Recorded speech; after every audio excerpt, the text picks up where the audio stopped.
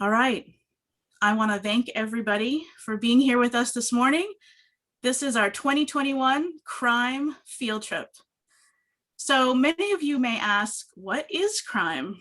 You may not be familiar with us. You may wonder if you really want to be here in crime on a Monday morning. So crime is computer resources in medical education. It's the Western Region EdTech Special Interest Group of the American Association of Medical Colleges. We're a close-knit group of medical educators and technologists, and we collaborate together to bring better EdTech solutions to our medical schools and to build our community around annual events like this field trip. If you're interested in learning more about crime, please take a look at our website. The URL is here on the slide. Here's the website. In the website, you can take a look at our blog where we post our activities. And you can also get in contact with us and send in a request to join our Slack channel.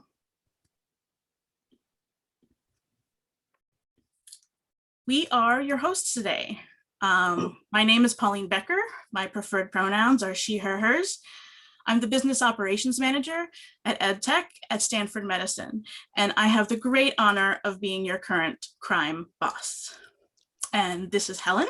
I'm Helen McFarland. I'm the Director of Educational Technology for the University of Colorado School of Medicine, and I have the great pleasure of being your crime boss-elect. So I will be emceeing today, and Helen will be managing our Q&A during our sessions. So our objective today is very simple. It's been 13 months since the pandemic hit, and every single profession has been fundamentally affected. Today, we want to bring to you some reflective stories of journeys that have been taken in this universal pivot to remote delivery of content. We hope that you'll walk away from today feeling less alone and inspired by the ideas, methods, and tools that we learn about. So today's about sharing and building a sense of solidarity. So to that end, here is our schedule. We'll start our field trip today with our keynote speaker, who joins us from our favorite collaboration tool and pandemic essential, Zoom. This hour will be followed by a 15-minute coffee break, after which we'll hold our panel of 4 educators and scholars talking about how we did it.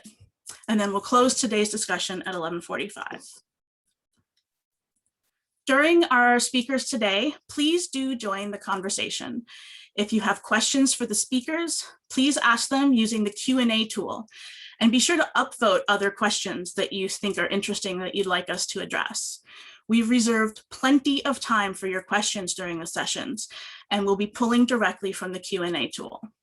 If you have general comments or would like to share thoughts or resources, please use the chat tool, but know that we won't be monitoring chat for questions. So if you have questions that you'd like to hear answered, put them in the Q&A tool.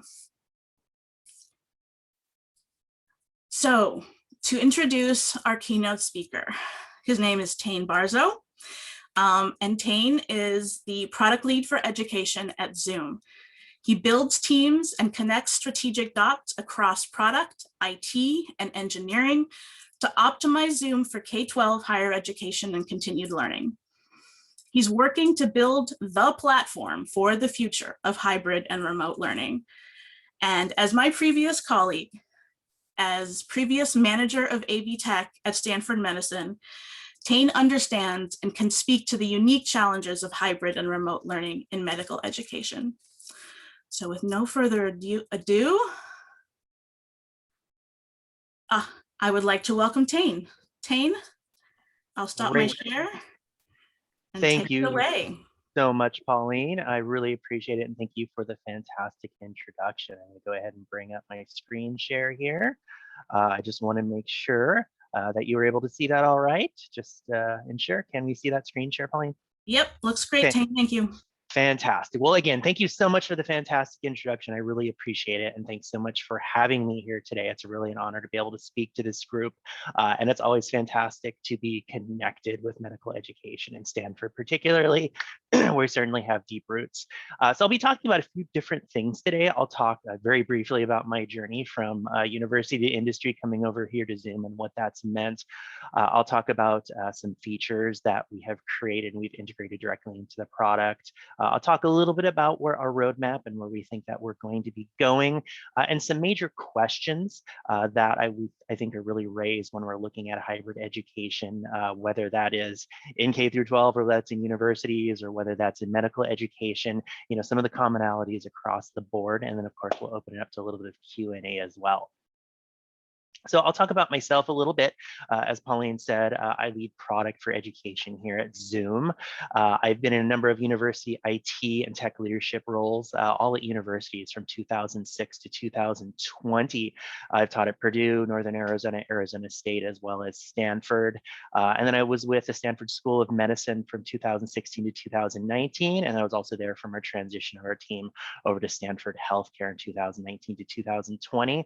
I had the amazing opportunity present itself to join Zoom as their product manager for education, smack in the middle of the COVID pandemic, when Zoom really just started to become incredibly integrated into education. It was an amazing opportunity, and I just absolutely had to say yes. It was an amazing time to, find myself connected to a company that was really truly touching the educational mission of schools and universities globally. So what I do is I really look across everything that Zoom does and seek ways to enhance what we do to help transform Zoom into a platform, excuse me, that can truly serve education. Again, that's K through 12, that's universities, that's ongoing adult education and corporate learning. So it's been a fantastic ride so far. I'll briefly talk about some of the growth that we've seen at Zoom. While I can't sort of reveal all the statistics behind it, I am able to dive into a couple just to give you a feel of the type of growth that we've seen here. And it's been absolutely amazing. So a bit about that. So I'll just talk about Windows right now. And that's just one of the many platforms. Obviously, we have Windows, Macintosh, and Chrome, and we have Zoom Rooms, Android, iOS across the board, right? But 65,552,519 as of January 2020, this is pre-pandemic, these are unique meeting joins in Zoom, right? So these are how many people joined meetings on just the Windows platform, and 6% of that was in the education space. Let's flash forward to October of 2020, and that is now 809,497,790 unique meeting joins, and 35% of that was in education. So huge transformation. And I certainly came and have been writing that train, bull, whatever metaphor you want to use for it through that time. It's just been really incredible to be embedded at a company that's engaged with education so deeply and has been doing so much work, and it's been a heck of a time. And interestingly enough, being the product manager for education, I've also become the de facto product manager for the entire Chrome platform, because we're looking at K through 12, but we're also looking at accessibility. Chrome is an incredibly incredibly high value platform, whether we're looking at the Chrome OS or we're looking at individuals who are joining from the browser. Really helps us build equity across the entire platform of Zoom. So I'll talk a little bit about that as well. So in the same time frame, January 2020, Chrome, again, which is really being used in higher ed, as well as a number of other clients like financial services, maybe places where they can't download the full client. It was 485,000 or so unique meeting joins in January 2020. As of October 2020, that is 116 million unique meeting joins on the Chrome platform globally. So once again, you see unbelievable growth happening there. And of course, with that growth comes a lot of opportunity.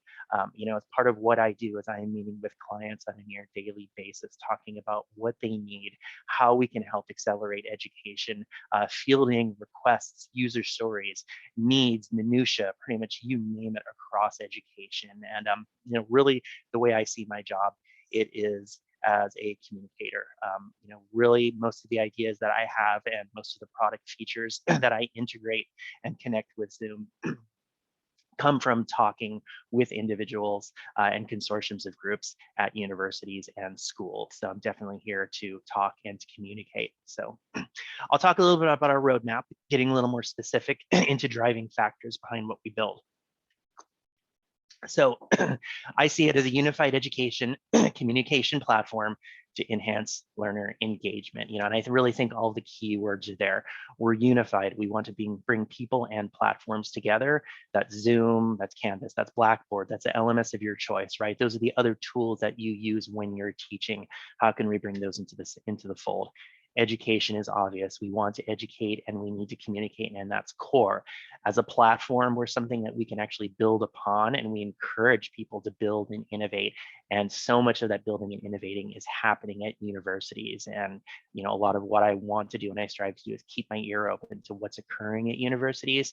And of course, we want to enhance learner engagement. And engagement, as we all know, as educators, educational technologists, and teachers, it can be defined in a number of different ways.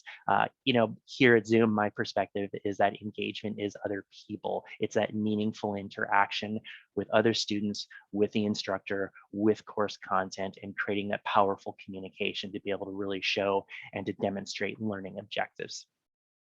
So what that does is that breaks down into a number of guiding principles that I look at. So again, student engagement, as we just talked about, right? Engagement being other people and those meaningful connections to people and course content and the instructor and the world at large. Teaching and learning effectiveness, assessment, right? How are we learning what we need to be learning? Are we teaching what we need to be teaching? How do we create that feedback and how do we garner and gather that feedback? Accessibility and equity. We need to ensure that everybody has a seat at that educational table across the board. Rich tool sets and really strong integrations. That's our software development kit that's connecting to learning management systems via things like LTI. I think you may have seen in the news just this morning, it was announced there was a multi-million-dollar Zoom Apps investment fund that was started up actually, and it's there to encourage people to build upon the Zoom platform. And we really want people to do that. And so as a product manager for education, I'm here to listen and to hopefully help guide people on that, because I think there's a lot of opportunity there to innovate grassroots from the ground up. And then ultimately, it's a Zoom central ecosystem. And that's not trying to say we're trying to take over the world as Zoom and we want to be the center of it. But we do strive to be at a point where you have an easy, usable entry point to what you need to do in the classroom. So we are connected to learning management systems and different external tools. So it can be as focused as you need as educators, and it can be focused and easy to use for students as well to come together. So adapting and evolving, right? And during the last year, we've seen in-person, hybrid, and fully remote learning, and we're constantly navigating this. It is changing on a weekly basis as people come back to class and they leave class, and schools are trying to figure out what they do and what is this hybrid thing, right? So there are a lot of tools that we need to prepare for this. How does the instructor share their content? What does it mean to whiteboard and create meeting artifacts? We need to think about the power of Zoom room systems to simplify how classrooms work and make it easy to teach. We have to assume Chromebooks and non-PC solutions for equity. We need to think about many different types of camera and input options in room integrations, or whether you're teaching from some kind of a cool high-end system that you've developed at home, or you're teaching from outdoors with your webcam. The engagement potential breakout rooms. If education is other people, breakout rooms are where we connect other people. And as a product manager for EDU, I'm thinking about breakout rooms a lot. It's really top of mind. Assessment and proctoring. Again, how do we assess people? How do we ensure that we're facilitating academic honesty and ensuring that people are learning and meeting their learning outcomes? That value of just seeing and interacting with students and teachers. Instructors always tell me, I need to be able to read the room, and it's so difficult to read the room when people are remote. What can I do? Low-cost custom options, making sure our controls are always straightforward. One thing that we always focus on here at Zoom is UX, the user experience. Eric is an incredibly hands-on CEO. I have been in multiple user experience meetings with him. When we drive features, he is there and our design team is there, and we really focus on controls and simplicity. Saving and sharing meeting artifacts, and then again, chat as a central communication point. There's a lot of opportunity there to ensure that we can use chat to create classes, to create logical groups, to share information and keep people connected. So I'll talk about some features that we've deployed in 2020 and 2021, specifically since I've been here. The gallery drag and drop seating chart. If you're in your gallery view, you can move people around, put them where you want to. You can create virtual groups. When you do move them, it locks people into place. And then you can also push that view out to participants so everybody can actually see the same thing. Along with that, there's multi-pinning, which means you can pin multiple people for yourself. And there's multiple spotlighting, which means you as the host can spotlight multiple people for everyone else to see. So we have very strong teaching and teaching groups and presentation use cases, as well as very strong accessibility use cases here for doing things like pinning in a ASL or interpreter, for example. High fidelity audio mode, this is one that I was super proud of. We had a number of music teaching universities reach out to us and say, we teach music and it's a pandemic, and how do we do this, right? I mean, the piano teacher can't be in the room with the student anymore, or the violin teacher. So we looked at what we could do, and we were able to make some relatively quick changes to our audio codec and create a high fidelity audio mode that essentially allows you to transmit audio at the quality of a high-end streaming service. It pulls away all of that correction that happens when we're just focusing on voice, ramps up the bit rate and quality, and it really increases the fidelity and power of sound. And there's a lot of implications there for things like live performance and potentially telehealth as well. The ability to self-enter and switch breakout rooms. You can name breakout rooms, and instead of you having to place students in breakout rooms, they can move from room to room as they wish. The iPad, there's a 5x5 view now instead of a 3x3 gallery view. You can get more individuals on the screen. That was another request from some leading deaf universities. They needed to have a number of people on screen, as well as the instructor, as well as 1 to 2 ASL interpreters. And again, you can follow that gallery view, that dragging and that dropping and pinning as well on the iPad. It's possible to save your whiteboards out to chat channels, and there's actually a lot more we're going to be doing there with our whiteboarding tool. You may have seen this at the last Zoomtopia, but right now we're focusing really hard on creating a really powerful new persistent, shareable, deeply integrated whiteboarding tool for Zoom. So you're going to see something really cool happening there in the later part of this year. It's possible to join breakouts from Zoom rooms. You weren't able to do this before, and this is part of a really strong push to bring that parity to Zoom rooms. The host and co-host have the same permissions now for breakout rooms. So you can have an instructor and the TA can actually move people around those breakout rooms and manage that, sort of freeing up the instructor's hands. And then the hand raise and nonverbal reactions have been moved down to that reactions area. The hand raise is more prominent. People who raise their hands pop up to the top, at least temporarily, of the gallery view. So you can see who raised their hand. You can see when they did it. You can move breakout participants from a breakout room to the main session. So if you have sessions moving, you'd like to bring back representatives from each session, talk with them, either send them back into their own room or switch them around, you can do that. Zoom rooms, you can now do 49 users per screen. That's up from 25, very specifically on those hybrid use cases where you have a large number of people outside the classroom, as well as people in the classroom. 2 screens, you can have almost 100 people there. Cloud recordings, there's more security there. Those have single sign-on. You can add guest lists to your meeting. So instead of having to do something like drop the security for a meeting to allow a guest speaker in, you can actually send that guest a unique individualized link that will allow them into your meeting. You don't have to turn off meeting security. The main camera and secondary camera can both be on at the same time, and the meeting is a share, effectively giving you 2 cameras, and you can just do that from your desktop client. So it's just a really cool way to have a dual camera setup. There's an option to have participants go to the waiting room if the host drops. We tend to see this more in the K through 12 space, but if the host or teacher is somehow disconnected from the meeting, you don't have a hostless meeting. People will pop into the waiting room until that person comes back. It's possible to direct share video files now rather than just doing kind of a screen scrape share. So if you have an MP4 or .mov on your desktop or on your machine, you can pipe that directly into your meeting and you can get 1080 quality, better frame rate, better audio. One that I think is incredibly cool, I love this feature, it's the ability to set up a PowerPoint presentation as a virtual background. It loads the PowerPoint in, it shows up behind you in sort of a weather person view. You can change your size and you can actually interact with the concept.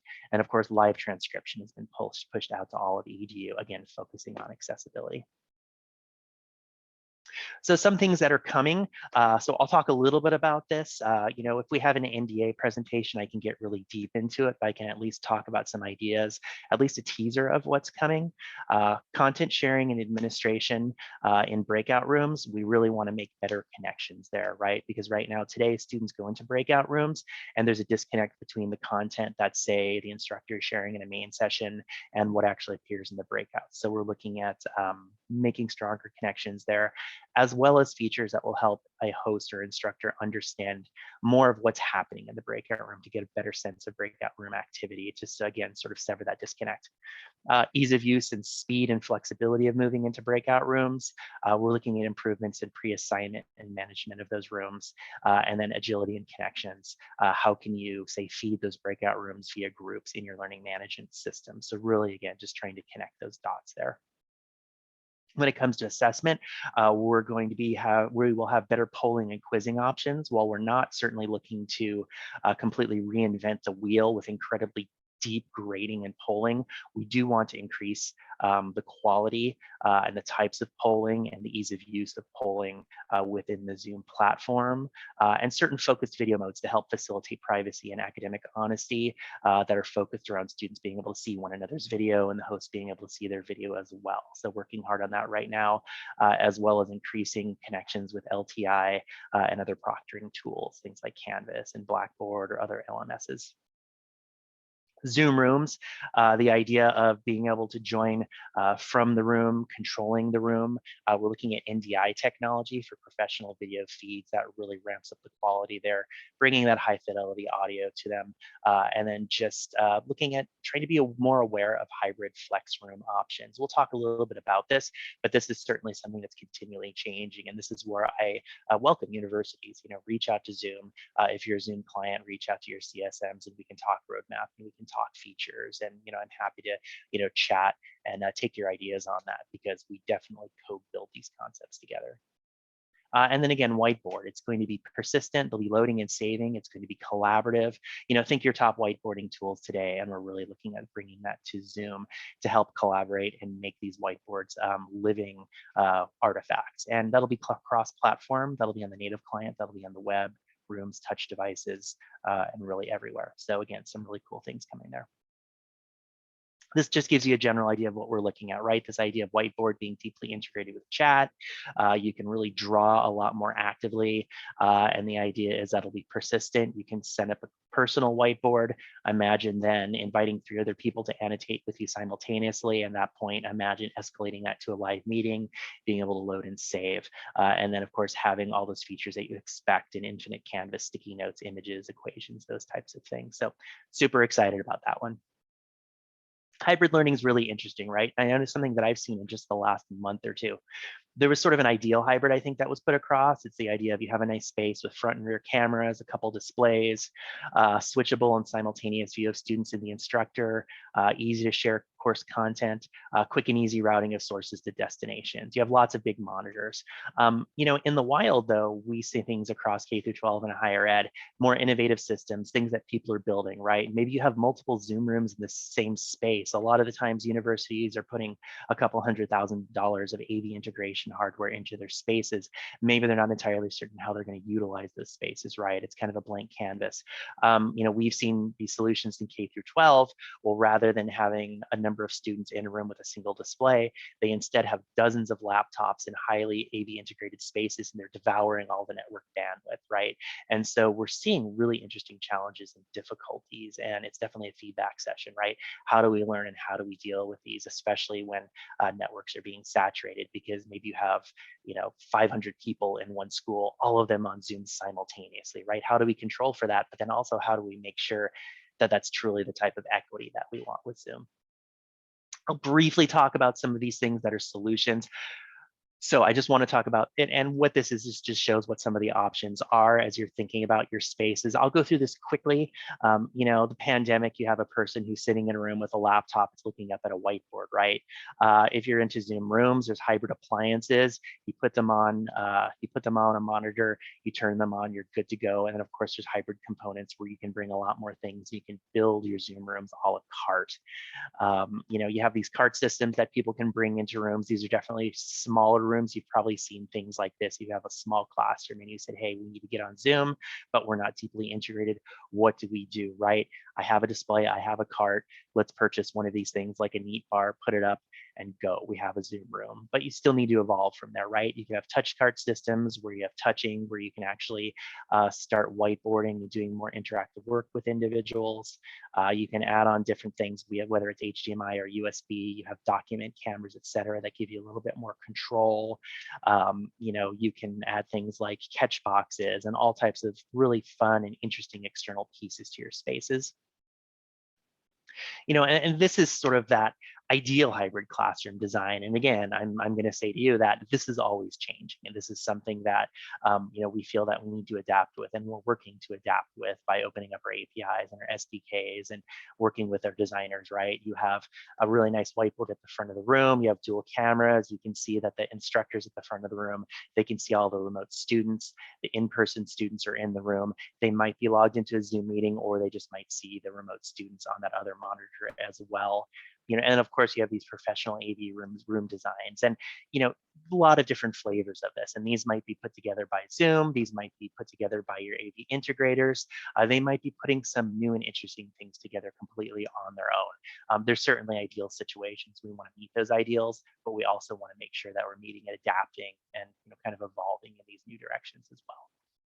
So there's a few questions that I've been really running with, right? And these are things that we're developing answers for. And I'm not going to stand here and say that we have all the answers yet, but we're thinking very strongly about those. So the first big how might we is this: how could we utilize Zoom rooms to build fully featured, cloud upgradable hybrid flex classroom spaces with upgrades that are as simple as downloading a tune-up for a Tesla? I think that would be the best thing. It's funny, in the time I've been here 100% during COVID, and I've taken exactly one trip to a university outside of Zoom just because we haven't been able to travel. I was in Arizona seeing family, and I was able to drop by Arizona State University and have a really just fantastic walkthrough of all their spaces. And they're really heavy Zoom rooms, the user. And the things that I saw there were, we have rooms where, again, we spent 100, 200K on our spaces, these custom AV integrations, but now, we have these spaces and they're under warranty, and we have to bring in the integrator to change them. And boy, wouldn't it be great if instead we could somehow standardize on a cloud format with bring our own hardware.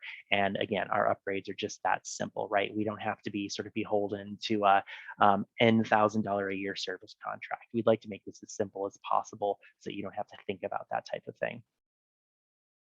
How might we ensure that instructors and TAs have the tools they need to interact with all students in a position of equity and inclusion? And this is the really big nut to crack right now, because again, we've seen this in K-12 and they went a different direction, right? I mean, we're certainly not perfect.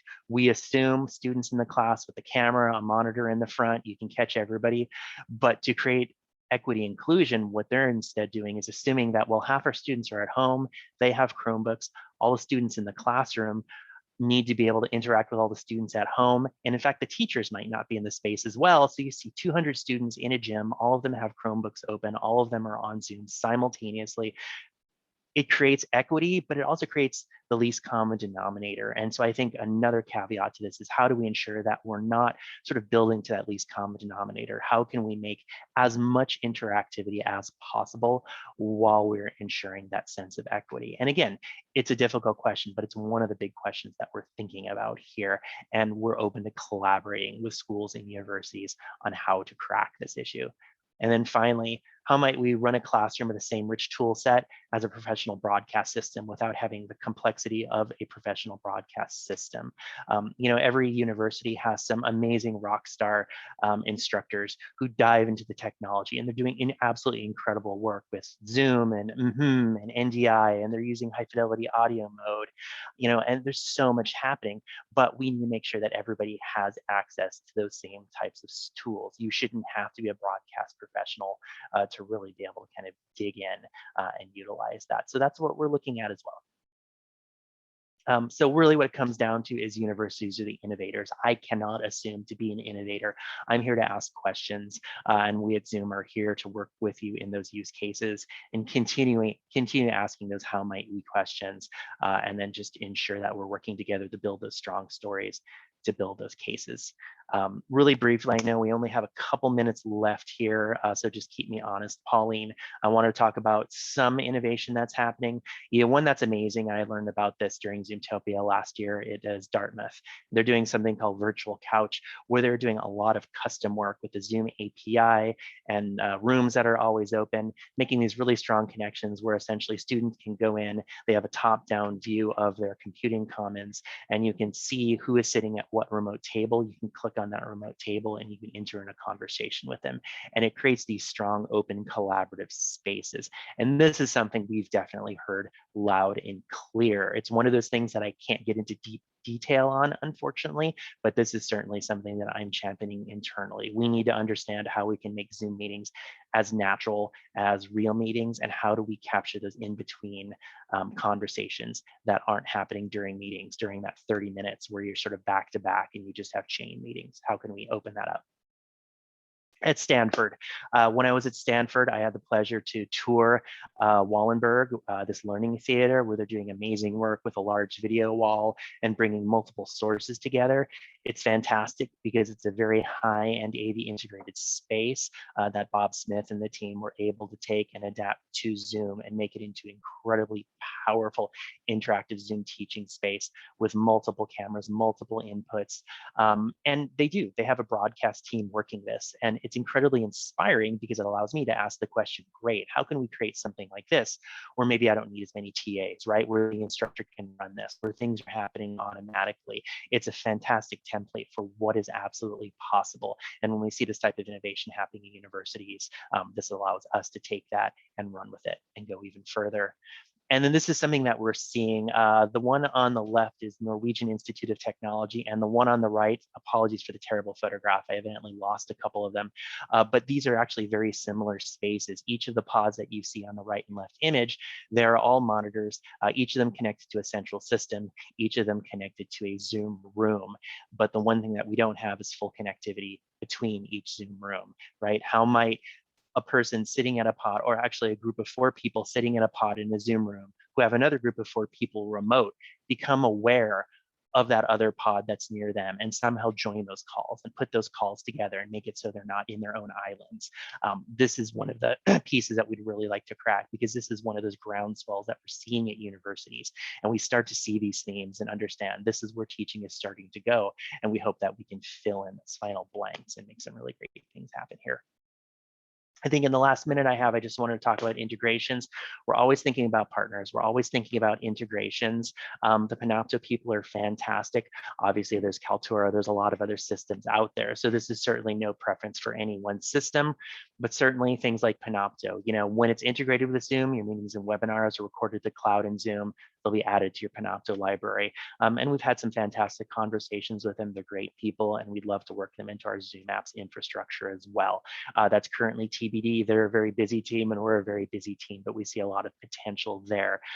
Look into Zoom apps. It's what our sort of next generation in-meeting interface is going to be, and people are developing like crazy. And then, of course, Canvas. So they're absolutely positively a strategic partner. We have conversations with them all the time, and we're actively collaborating because we understand we can bring together best of breed solutions to create seamless experiences. So you're going to see some cool things happening with Canvas. Our teams are becoming more and more tightly integrated as we move forward.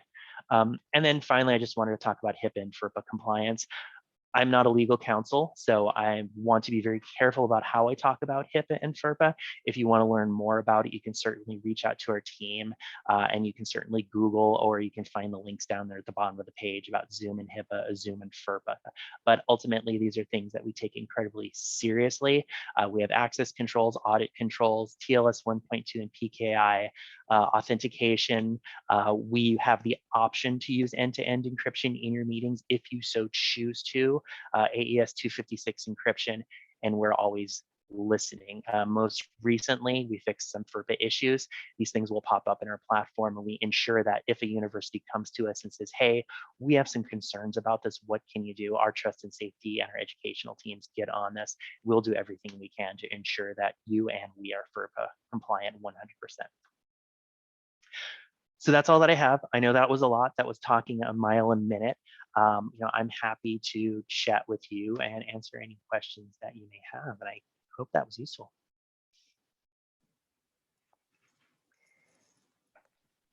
Thank you, Tane. That was fabulous. And we've got some questions for you. So one of the things that came up early in your talk actually was wondering if Zoom was working on having information that's put into the chat available to people who enter the room after it's posted, or also people who are in breakout rooms. So this is kind of thinking about students coming in late and then the teacher having to post documents again to make sure that everyone has access to it. Yeah, absolutely. And those are things that we're actually looking very closely at. The ability to, exactly. So I'm in a meeting and you're chatting and it's been going for 5 minutes. Everybody's been talking, somebody comes in late and then they just sort of start over from a blank slate. 100%, that's something that we're looking at. And I know that, there's a lot of design work that's been happening on that. 100% aware. So that's with the meetings team right now. I don't have an ETA for it. We've definitely heard that one loud and clear. And it's certainly a pain point that I feel every day. So, when it comes to the breakout rooms, the ability to have content available live to breakout rooms is incredibly important. And that's a gap that we're certainly looking at filling. I'm not in a position to speak directly to how that function is working, but that's something that is very squarely in the EDU space and very squarely something that we're in design and engineering phases of right now. So that's something to stay tuned for in the next 30 to 60 days. Great, thank you. So our next question is kind of around what you're just talking about with the HIPAA and the FERPA. And one of our colleagues from University of Washington was wondering if there's any development plan to support institutions that have both HIPAA and non-HIPAA instances. For example, allowing alternative hosts to be added across instances. They've defaulted to using the HIPAA accounts for the education sessions, but it's not really necessary for most of their needs. And it means that they have to give up features. Yeah, and that's actually active right now. Our healthcare PM could speak to that a little bit more directly than I, but we've had conversations with that. And then I know that we have a feature that's in the works right now to help address that issue. That's great to hear. So this next question is actually one that I think is great and also dangerous, and I love it. Are there any plans for being able to have private audio chats during Zoom? So this would be really useful, like we use Zoom for remote proctoring as well. Private audio chats. Interesting question. That's interesting. And I think that's something that I would probably want to dig into a little bit more to get a better understanding of what the user story is. So that's certainly one of those where I would love to have a chat with the requester, the requesting university, to kind of get a better feel. We're certainly looking at breakout rooms and different paradigms for breakout rooms where it's possible, say, rather than opening a full breakout room, to be able to connect with an individual or individuals very quickly and easy without completely leaving the main session, those types of features. But I would certainly love to sync with the requester and their institution and understand that request a little bit more. Great, thank you. So the next question was about live captioning, and wondering if the transcriptionist is the only way to do it, or if there is an automatic or machine enabled way to add captioning to a Zoom meeting. So we do have our full live captioning that's automatic that does it. Yes. So I'm trying to distinguish the difference between them, because we really have two ways of sort of hacking it, right? You can have somebody type the captions, you can have them do it live, or what we've rolled out is the live captioning to all educational institutions. You would just need to turn it on. It's called live transcription on the back end, and then in the main meeting you would activate that, and that is going to be live, AI-based transcription, and that will type across the bottom of your screen. So that is live for all institutions. So you'd want to talk with your systems administrator to ensure that that's been activated. Great, thank you. So another question that actually came from Pauline and I was, what new features do you hear about from educators the most? Like, what do people want? Yeah, that's a great question. One of the #1 features that I've heard for educators, and this meets two use cases, interestingly. It's both privacy and it's both proctoring, is a view where it's possible to no longer have the students see one another, but the instructor can still see all the students. So imagine that you're giving a test, you can click a button and it's in gallery view. And then if I'm a student, all I would see are, say, the video tiles with names, but no longer the video of the other students, but I can still see the host screen shares, but I as the host can still see everybody in the virtual classroom, essentially. That's one of our #1 features that we've heard. From a trust and safety standpoint, there are a lot of individuals for multiple reasons, and they only want the instructor to be able to see their video and may not want other people in the classroom to see their video, trust, safety, security, you name it. And again, for things like assessment and proctoring, if I'd like to flip my class into a proctoring mode, it keeps people from seeing one another, from seeing one another's shares, sending signals, talking, that type of thing. So that's one of our top features. Another top feature is being able to have a better understanding of the activity that's occurring in breakout rooms, right? It's very frequently reported that I send my students into breakout rooms, and unless I'm entering every breakout room sort of cyclically, I don't know what's happening in those spaces, right? How can I have a better understanding of that? Those are two of our really top features. And then the LTI ecosystem, just in general, making those connections between Zoom and the learning management system and really leveraging the new standard and moving forward. And that's a place where we're actually bringing on new engineers, and we're really taking a strong focus, as well as working closely with our LMS partners to sort of build that roadmap out. That's great. Thank you. So we have two questions, one about saving chats and the other one about saving small group whiteboards for our large group report out. Could you talk a little bit about the existing features around that and any plans for developing those in the future? I know you touched on it a little bit in your talk. Yeah, I'll definitely talk about whiteboarding. So the whiteboarding is going to be essentially just a complete rewrite of our whiteboarding tool. And I can talk about this one fairly openly just because this is something that we announced at Zoomtopia last year. So that's great. It's fun to be able to talk about it. So, the current whiteboarding functionality, you're able to save it as a static PDF or another static type of image. The new whiteboarding functionality is going to be equal across the board. So you'll have it in the main Zoom client on Mac and Windows. You'll also have it in the web client. You'll have it on the new progressive web application, which we're going to be releasing, which will be the new Chrome app.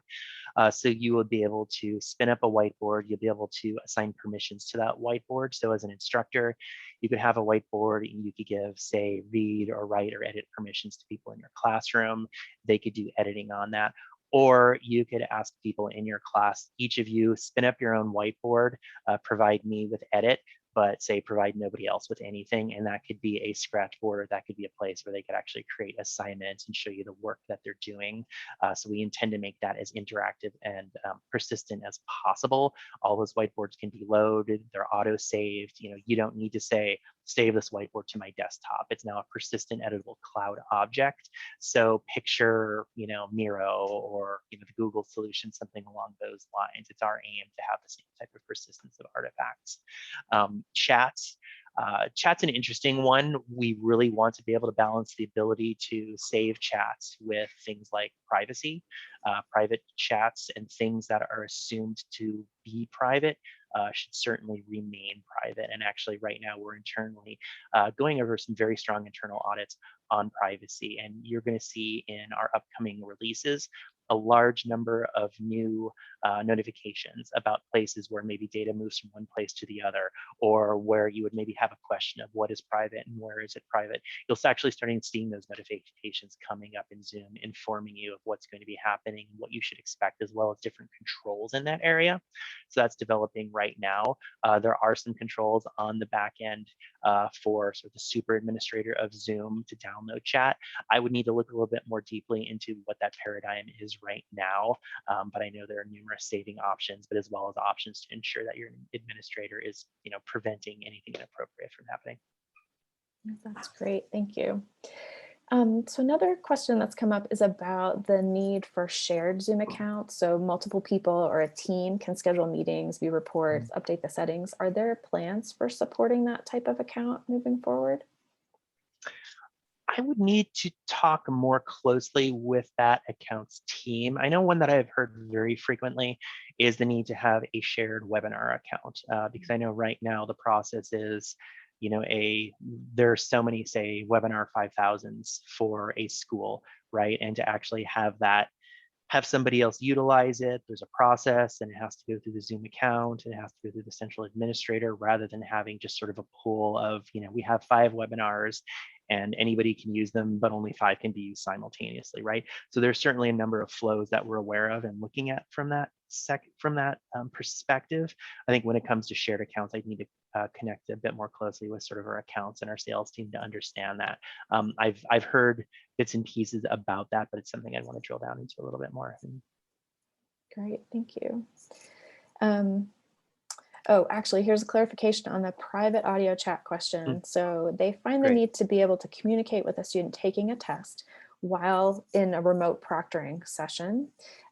Currently, we're doing the same thing, using cell phones, since they don't want the student to unmute and have all of the class hear what's going on with that learner. Okay, fantastic. That's great. And that helps. And I think that's a really interesting use case that helps me understand a current feature that we're working on and build into that. So again, I hate that I can't get too much into detail, but I think that's fantastic, and that helps me understand that, and that's something I can take into account. I do believe that one of the features I'm working on right now is going to help fulfill that use case, though. So great, thank you. So another question that's come up is you showed those AV setups in your slide deck, and as we're thinking about what we're going to do in the fall, are those available for people to see on the Zoom site? And I'm just going through, and what's your advice on how to approach upgrading classrooms for teaching in the fall? yeah, so there's a lot in that one. So definitely, Zoom partners with a number of companies, actually. So the ones that I showed were just a couple examples. Those were by the companies Neat and D10. The D10 have the big touch boards, and then Neat have the Neat bars. And they have some really fantastic solutions. And those are, if you want to get a Zoom room up and running quickly for a relatively low cost that has some really great features, they're absolutely the way to go. And we do have some websites that are up that talk about general integration and general best practices for those integrations. I don't know the URL off the top of my head, but I think if you were to do a Google search for, Zoom AV room integrations or Zoom Neat bars, something along those lines, it should bring you to those. Those Neat bars are really great too, because they're actually going to be rolling out a smart gallery view where, let's say that you have 5 people who are in the room at a physical table and the camera's looking at them. It will use AI to find them, grab their faces, and translate those into a sort of a square gallery view. So the remote participants, instead of seeing 5 people who are sort of all huddled together, sort of in a different position of power in a way in the room, instead it will take their faces and put them into a gallery and actually make them part of the meeting. So there's some really great things coming out there. Definitely there are a lot of different professional integration resources out there. I don't have the website off the top of my head, but I've actually most recently been working with our rooms team, and asking them. We need to excuse me, sorry, frog in my throat.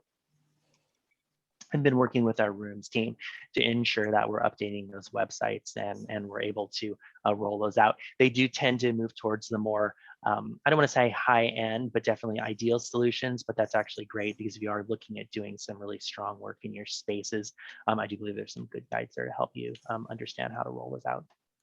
Great, thank you. So the next question is there any development for playing with the sound so that it's easier to see who's talking when multiple people talk at the same time? The comment on this is right now it's difficult as all the sound is flattened into one source.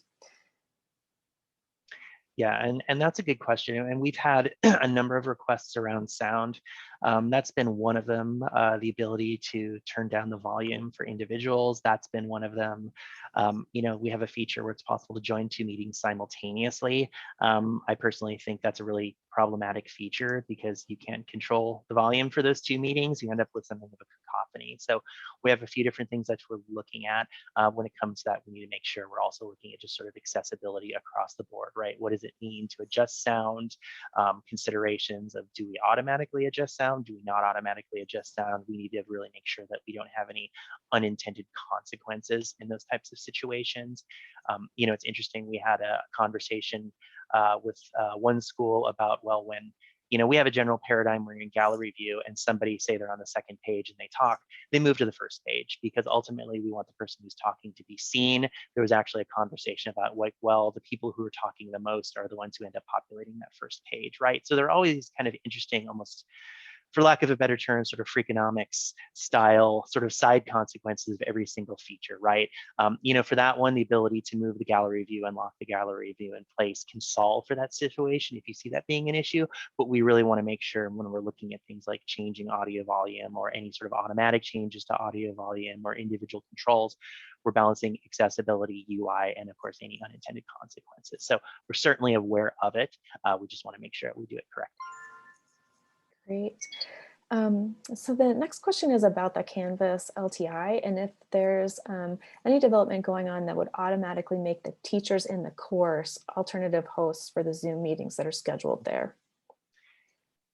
Yes, and I know that that logic is possible now. We have some light logic around that area, but that's definitely on our roadmap, that idea to be able to take a particular role, whether it's an alternative host or if it is a TA, depending on how that person's role has been defined in the LMS, and then essentially assign them to a particular role, host, alternative host, etc.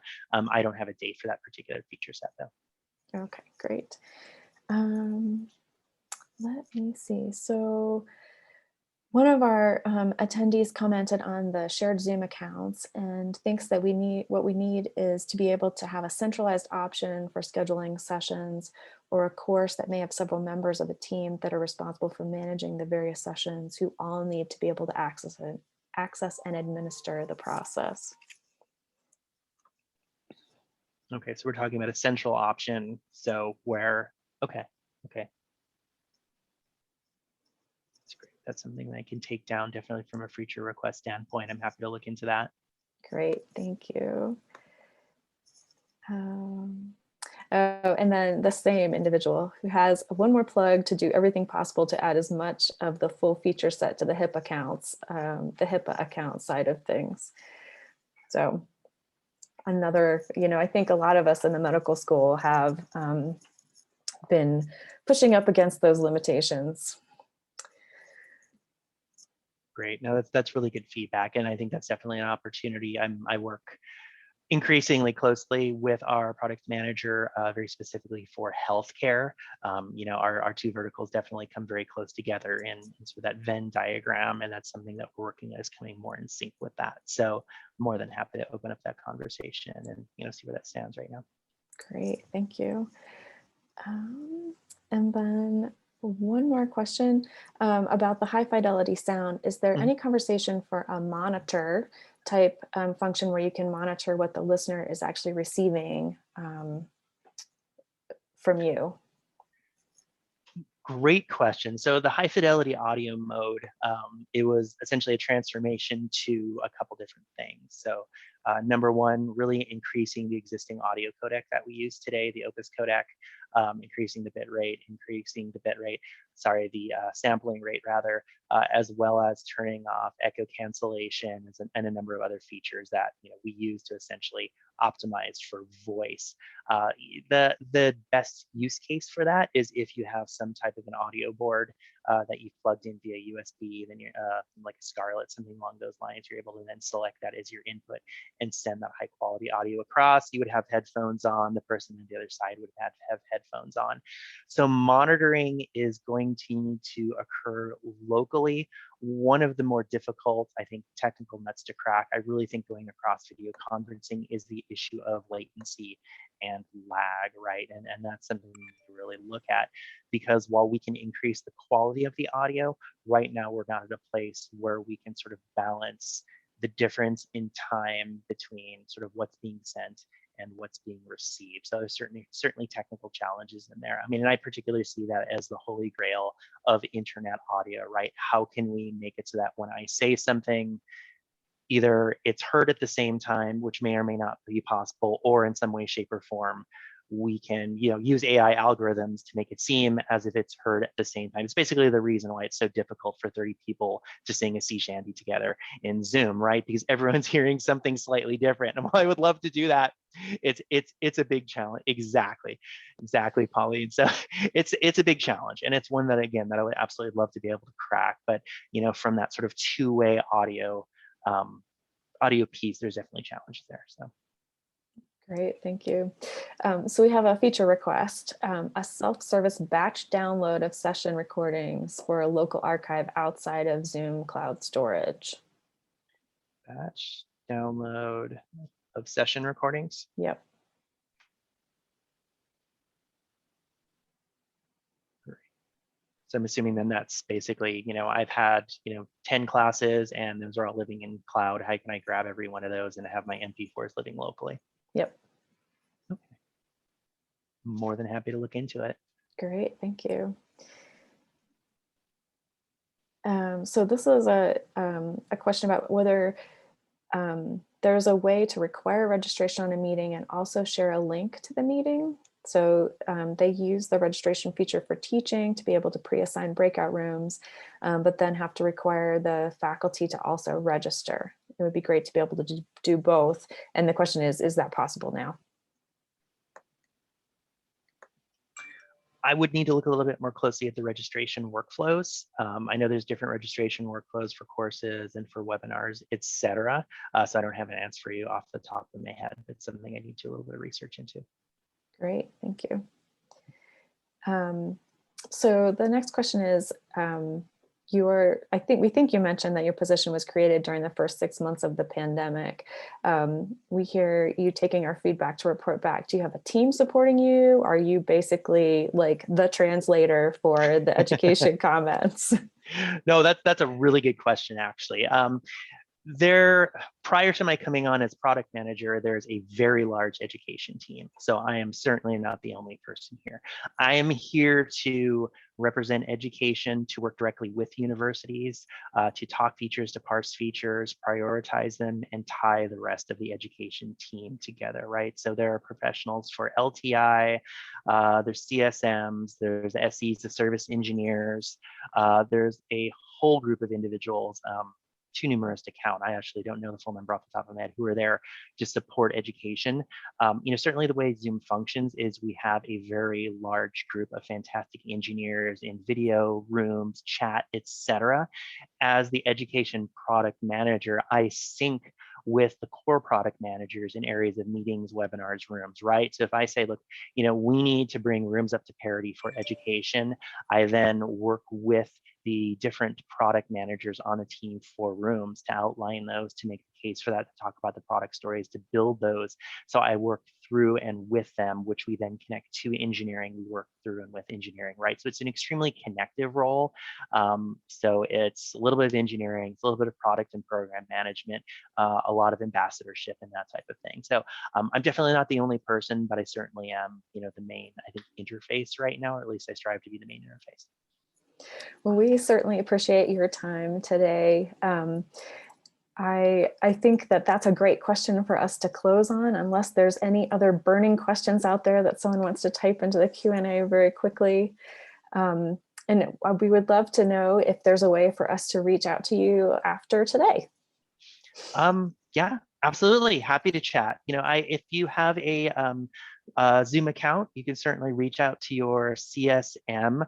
As I would absolutely love to be able to say, yes, I will talk and email every single one of you out there. I would love to, because that's how I learn, and that's how I, keep my finger on the pulse of what's happening in education.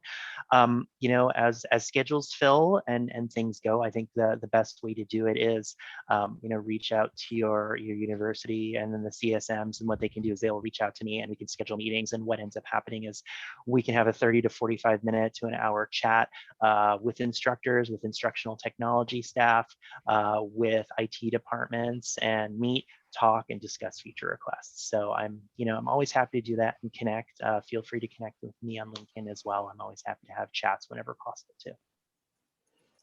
Thank you so much. We really appreciate your time. And this was a fascinating hour to spend together.